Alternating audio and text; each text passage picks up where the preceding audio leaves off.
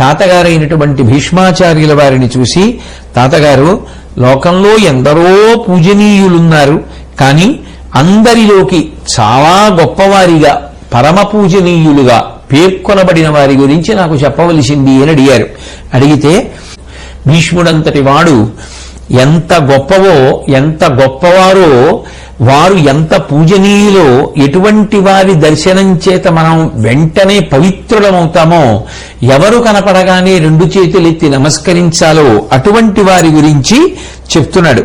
చెప్తూ ఎటువంటి వారిని పూజ చేసినటువంటి వారు అంత గొప్పవారవుతారు అన్నది చెప్తూ, ఒకసారి నారద మహర్షి అంతటి వాడు విష్ణుదేవుడి దగ్గరికి వెళ్లి ఆయన్ని సత్కారం చేసి నమస్కరిస్తే, ఆ నారద మహర్షి వెళ్ళినప్పుడు మిక్కిలి గౌరవంతో ఎవరికి నమస్కరిస్తావు అని అడిగితే, ఆ దేవముని ఆ దేవకీనందనుడైనటువంటి కృష్ణ పరమాత్మతో చెప్పినటువంటి విశేషాలు ధర్మరాజు గారికి భీష్మాచార్యుల వారు చెప్తున్నారు. అంటే నారద మహర్షి అంతటి మహానుభావుడే వీళ్లు కనపడితే నమస్కరిస్తాడు అంటే ఇక మనం ఎంత ఆదర్శవంతంగా దాన్ని తీసుకోవలసి ఉంటుంది.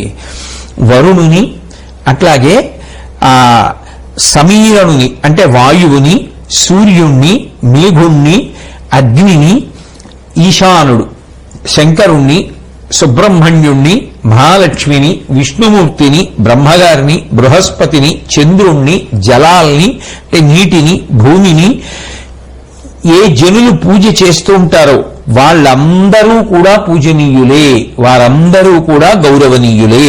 అట్లాగే గురువుగారి దగ్గర కూర్చుని గురు శుశ్రూష చేసి స్వరంతో ఆ వేద మంత్రములను నేర్చుకున్నటువంటి మహానుభావులైనటువంటి వేద పండితులు, తపోధనులు, గొప్ప తపస్సు కలిగినటువంటి వారు, దేవతా పూజనులు, దేవతలను పూజించేటటువంటి లక్షణం ఉన్నటువంటి వారు, భూమిని, ధనాన్ని, ధాన్యాన్ని, గోవుని దానం చేసేటటువంటి అలవాటు ఉన్నవారు, ఎంతో ఆదరభావంతో ఇంటికి వచ్చినటువంటి అతిథిని పూజించి ఆ అతిథికి ఆతిథ్యం ఇచ్చేటటువంటి వారు, పితృదేవతల్ని చేయవలసినటువంటి రీతిలో గౌరవం చేసి అర్చించేటటువంటి వారు, శరీరంతో ఉండగా తల్లిదండ్రుల్ని సేవించేటటువంటి లక్షణం ఉన్నవారు, భిక్షాటన చేసి వచ్చినటువంటి అన్నంతో ఏ కోరిక లేకుండా పరమ పవిత్రమైనటువంటి జీవితం గడిపేటటువంటి వారు, సత్యమును తప్ప అసత్యమును ఎన్నడూ పలకను అని చెప్పి వ్రతాన్ని తీసుకుని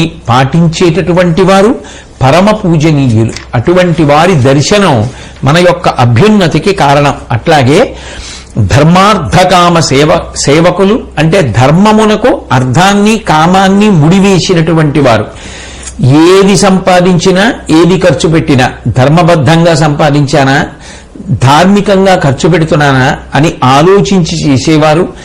ఏ కోరికైనా మనసులో కలిగితే ఇది ధర్మచట్రంలో ఇముడుతోందా అని ఆలోచించేటటువంటి లక్షణం ఉన్నవారు, వ్యామోహం లేనివారు, మంచి నడవడి కలిగినటువంటి వారు, నమస్కరింపదగిన వారు.